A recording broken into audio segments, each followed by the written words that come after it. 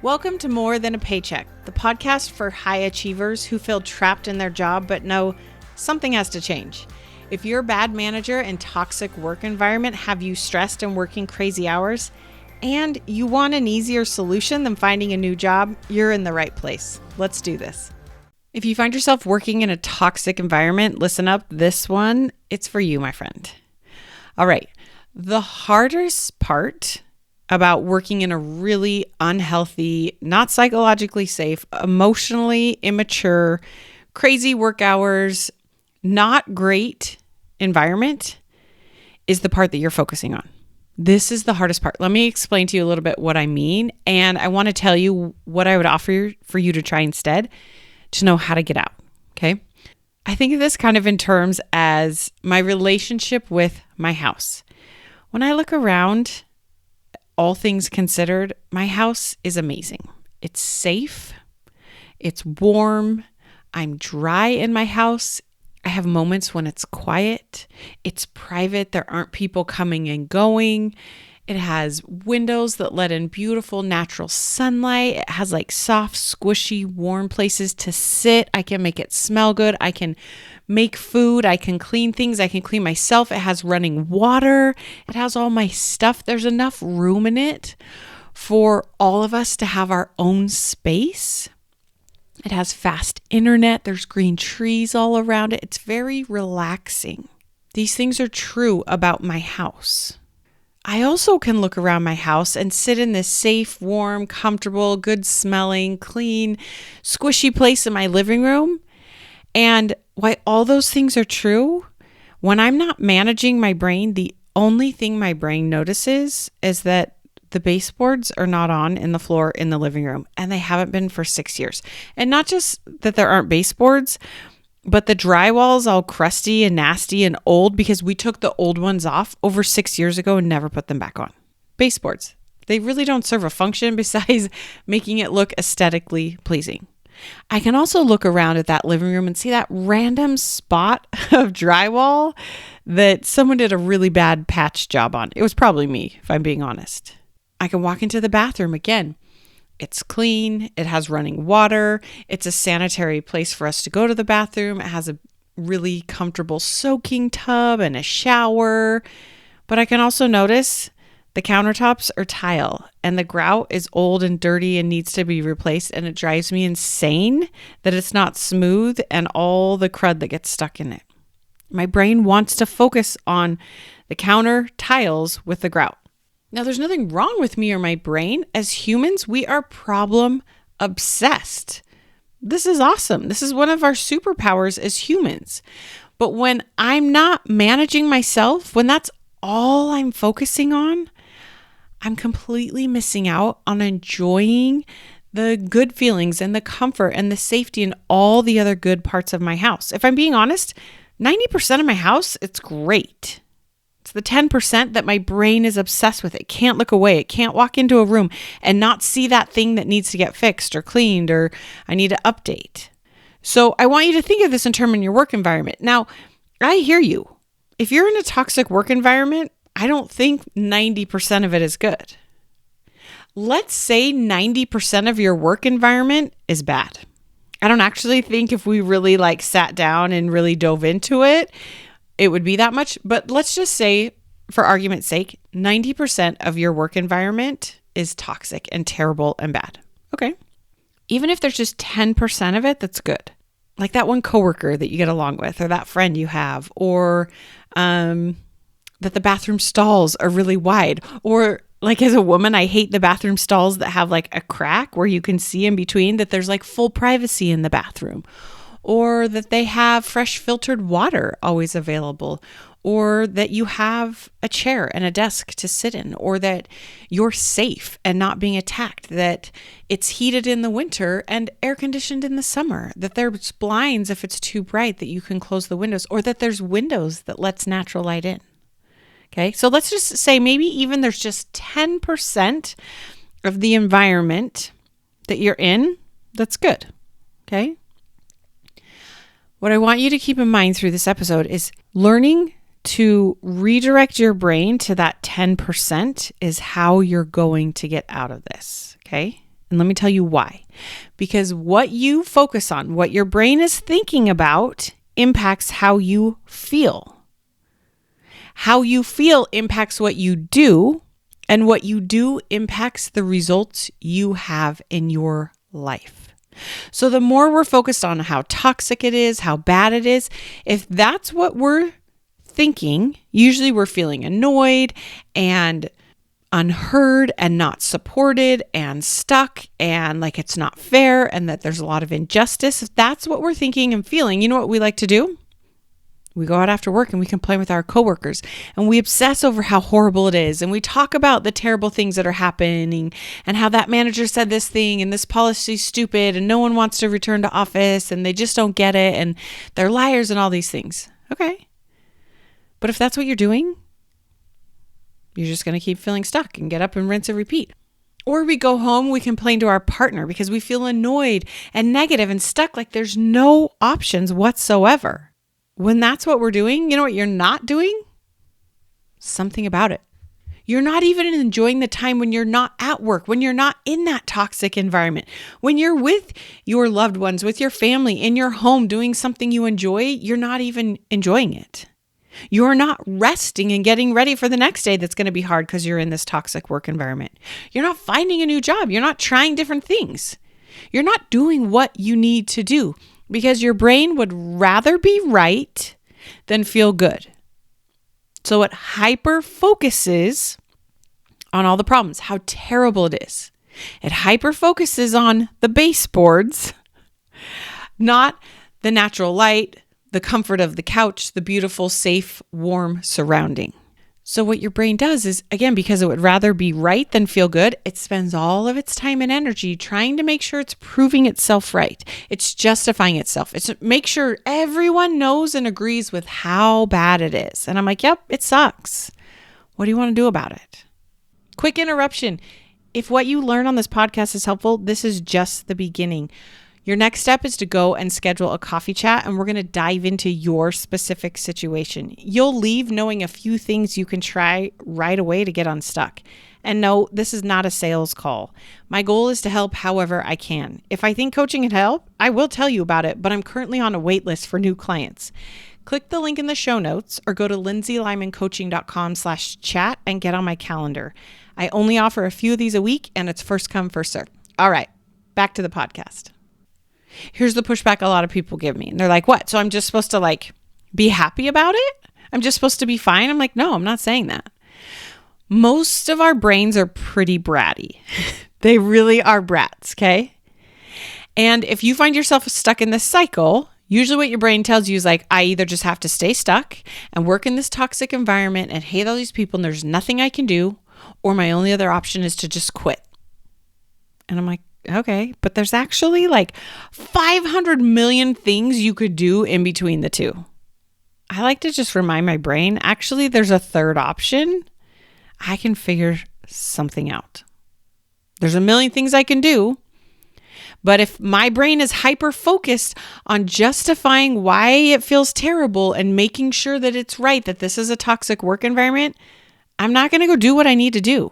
I'm going to spend my time making sure everyone around me knows and that I am very justified in my beliefs and feelings about this toxic work environment. What you resist will persist. So if what we're focused on is impacting how we feel, and we need to get ourselves to a place where we feel good enough to have a fraction of energy, even if it's 5 minutes a day, to work on a solution, what should you think? Your bratty brain is going to tell you there's nothing. We're just stuck. There's nothing we can do. Because your bratty brain is not going to want to be like, well, I'm not just going to ignore it. I'm not going to let them win. This is terrible. It's not fair. It's not right. I'm like, yeah. Okay, but we're done with bratty brains. We're here for adult brain. Adult brain wants out of a toxic work environment. Bratty brain stays in the bad relationship. So here's a few thoughts I'd offer to you to redirect your bratty brain to the adult brain. Okay. And if you don't believe these are not the ones for you, you might need to do some work, sign up for a coffee chat. I can help you find some thoughts that work for you. But I like to get really curious of like, why does it bother me so much? And then I like to decide if I like my reason or not for that. Okay. So here's a couple examples and some thoughts you can steal if you're in this spot. I'm not okay with how they treat their employees, and I like that about me. I'm not okay with how we treat employees, and I don't want to be.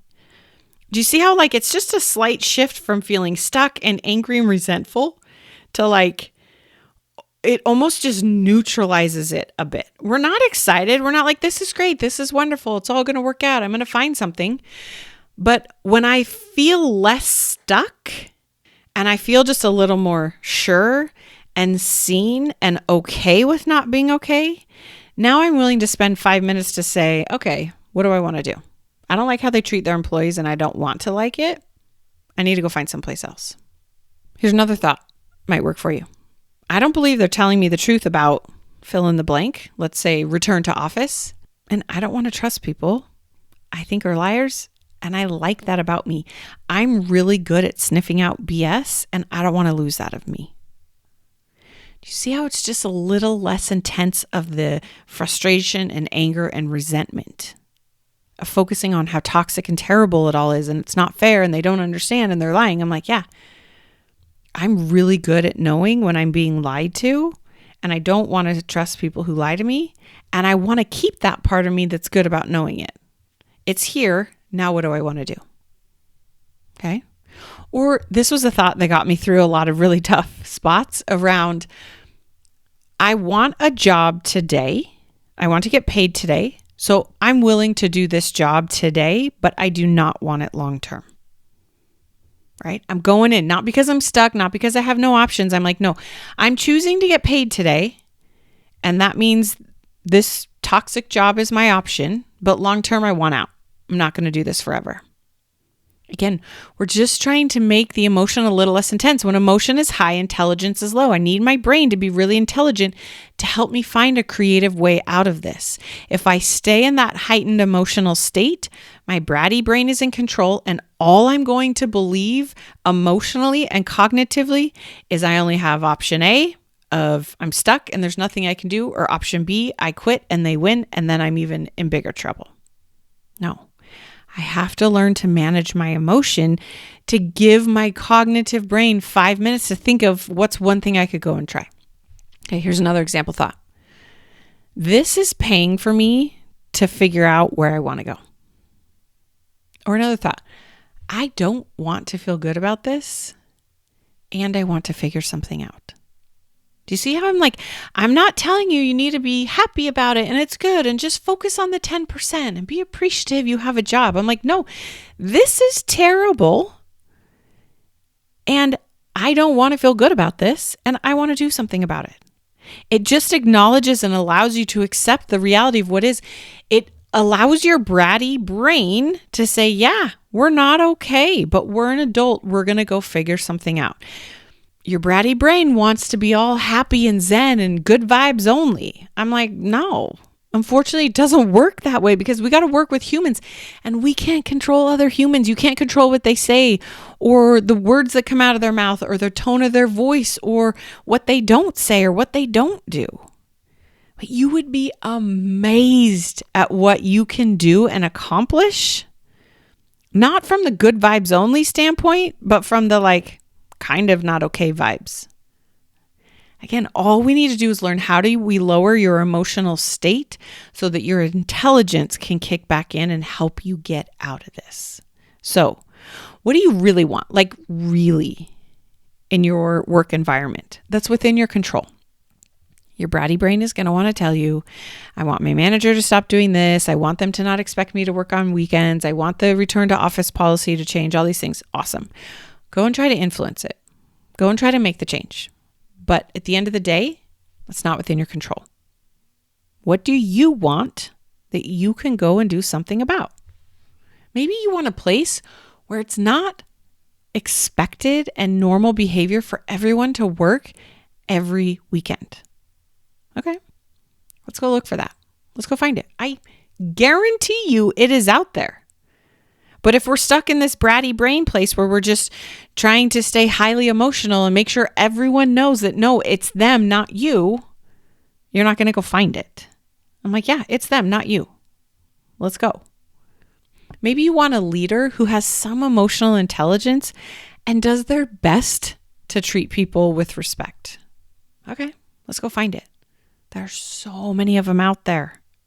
Is it fair? No. Is it going to be fair? No. Does that mean it's not going to happen and you won't find a way out? Only if you keep waiting around for it to be fair. Who do you want to be? You're great. You're amazing. You can find a different work environment that fits better for you. You can help create a better work environment that doesn't accept some of this terrible toxic behavior. The only thing holding you back is your willingness to stop focusing on the baseboards in the room and to realize there's some goodness in this room. I'm going to go to the lumber store and I'm going to buy myself some baseboards and I'm going to figure out how to install them because I'm done looking at the floor and obsessing over the baseboards that are not there. I'm missing out on everything else. Let's go figure this out. The only thing holding you back from figuring out that option 3 of making something work is your willingness to acknowledge, I don't like this behavior. I don't think it's okay. And I don't want to be okay with it. And getting yourself to an emotionally calmer place so that you can start thinking of ideas to get out. The last thing to warn you about, bratty brains love other bratty brains. So you will find other bratty brains out there that are going to agree with you. This is terrible. This is horrible. It's never going to work. It's them. It's not you. It's not fair. We should go and fight. That's available to you. But there's also a lot of adult brains out there that are also available to you to say, yep, it's not okay. Yep, it's not fair. Let's go figure something out. And we're not running away and we're not doing it because we're scared and we're not making irrational, crazy decisions. And we're making sure that we're taking care of ourselves and our families and our loved ones and supporting ourselves as best as we can through it. But that means you got to learn, how do you redirect your thoughts to what you already believe that feels a little bit better than this is such a toxic work environment? If you want some help doing this, sign up for Coffee Chat. This is what I do, y'all. Okay. You are amazing. There is a solution out there. I know you can get there. All right. You got this. We'll talk soon. Hey, you didn't schedule a coffee chat yet. Remember, that's the next step. There's so much more I can help you with. You're going to leave this coffee chat knowing a few things you can try right now, depending on your specific situation. This is not a sales call. My goal is simply to help however I can. If I do think coaching can help, I can tell you about it, but I'm currently on a wait list for new clients. Click the link in the show notes or go to lindsaylymancoaching.com/chat to get on my calendar. I only offer a few coffee chats a week and it's first come, first serve, so don't wait. Chat with you soon.